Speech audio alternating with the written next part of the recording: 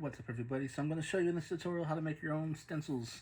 So you can buy these online, and they usually come in a thicker little plastic material like this, which are pretty good because you can, beat them up pretty good. I haven't used these yet. I will in a future video. But you don't necessarily need to spend money on them. Or, I bought these on Amazon and some other little Airbrush sites. But these things are kind of expensive. They can range in price. Some can be like $30 and some can be more expensive. Depends on what you get. I've made some of my own custom ones just from just a piece of paper. I've used playing cards, and I've used these in various art if you have watched my YouTube channels. But we're going to make some today. So this is just literally a piece of plastic from a package that came in. I'm going to be using just a box from a bar of soap and a piece of a bag from a potato chip bag thing. So materials that you're really going to need, honestly, are just going to be either a pair of scissors, or if you're comfortable with using an X-Acto knife. For the younger folks out there, I'd recommend you have a parent or a guardian or something kind of help you out with this. If you're, if you don't feel safe with this, because you can cut yourself. You can, if you're using a piece of paper, you can just tear it up, which I'll probably use with this. And only thing else you'd probably need is like a Sharpie to kind of mark out an area that you actually want to make your cuts and stuff on, if you want to do that. And I'd recommend a piece of tape so you can tape off areas. So let's dive right into it. So for me, I'm also probably going to be using a razor for some of this. So for me, I like texture stuff. So I think I'm going to focus on that today. I'm going to make some random art. I don't have anything planned, but I'm going to dive right into this. So first things first, I think I'll even use a piece of junk mail. Why not? So I'm just going to get a piece of mail. Do this off camera. Tear off some pieces here. Okay, so let's have a piece of junk mail. And I just kind of want this weird jaggedy edge. I can make that into something interesting. So I'm going to do this by hand. And just kind of tear so it's just uneven. And I like this edge, just the weird edge. And I'll use that somehow in a piece of art. So you can do that by hand by tearing it off. I'm just going to, brand new bar of soap here. Let's move off to the side there. For this, I think I'm going to use probably the razor for this. So my goal here, again, I don't have anything planned in mind. It's just I like making textured things, and for that I don't need to be real specific.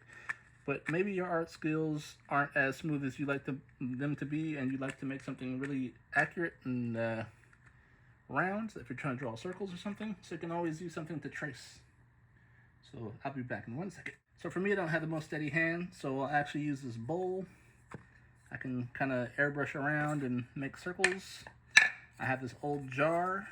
I can kind of do the same thing, so I can get little circles.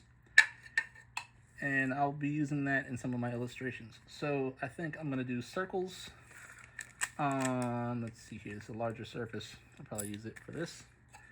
So I'm just going to trace it with my little Sharpie here. It doesn't have to be super accurate. We're just going to try to do our cutting on that. And maybe I'll do like a rounded edge with my plate. I'm just doing this on my floor. Again, you can, if you have a desk or something and you want to do this on, go ahead. But it's just easier for me to do it this way. And I'm just going to cut out like a little rounded swoop. So if I want a rounded edge. So I think first I'm going to use my X-Acto knife on this so I can kind of get more accurate.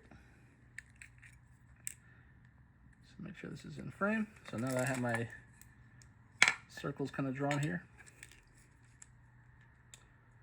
So with my X-Acto knife, I'm just holding this down. Let's get this out the way. It's okay, but now I have a circle cut out and a rounded edge cut, and I have my little jaggedy piece cut. You can also do that with anything. Like I said, I have a potato chip bag here. So with this, I think I'm gonna just see if I can cut some rounded or like sharp edges. I'll make like little V cuts. So now I have little pointy lines. Put this little cap on so I don't cut myself by accident. Move this to the side here.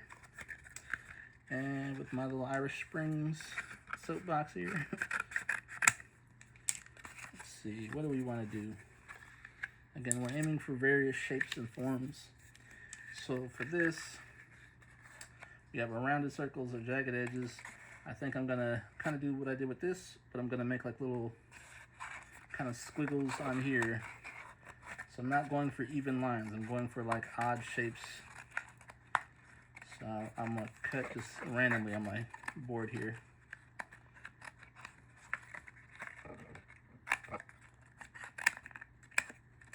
So I'm just cutting weird jagged pieces out. I don't want this thing to be even. And I can use this for like a weird texture. Maybe it's like a, you know, broken glass, or maybe it's like a little, you know, you see like a dented metal and stuff. Like they'll have little nicks and dings. You can do the same thing with this. So I think I'll just cut this whole piece off here. So now I have like these weird little jaggedy looking pieces. So we have our stencils ready to go. Let's see if I can make some interesting art. All right, you guys. Talk to you in a second.